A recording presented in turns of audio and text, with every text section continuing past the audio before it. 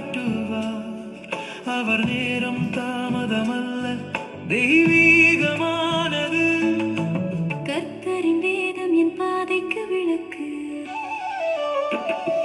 எது நடக்கிறதோ அது நன்றாகவே நடக்கிறது.